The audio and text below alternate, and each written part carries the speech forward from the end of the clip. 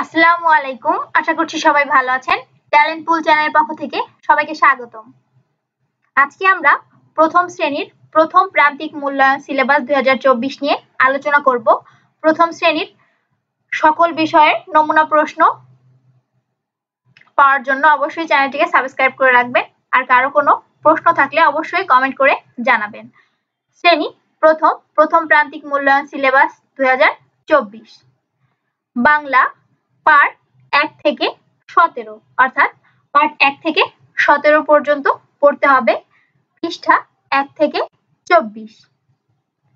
তাহলে বাংলা প্রশ্নের জন্য পার্ট 1 থেকে 17 পর্যন্ত পড়বে।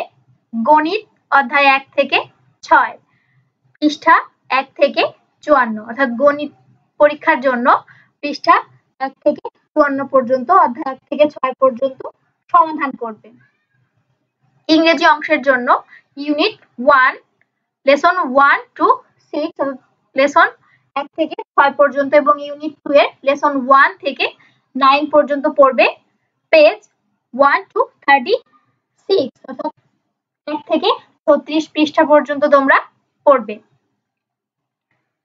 তাহলে প্রথম প্রান্তিক মূল্যায়ন সিলেবাস 2024 তোমাদের এই বাংলা, গণিত, ইংরেজি, এখানে যে ইউনিটগুলোর কথা বলা হয়েছে বা যে অধ্যায়গুলোর কথা বলা হয়েছে সেগুলো তোমরা প্র্যাকটিস করতে থাকো। আশা করছি ভালো একটি রেজাল্ট করবে। আজ এ পর্যন্তই। আল্লাহ হাফেজ।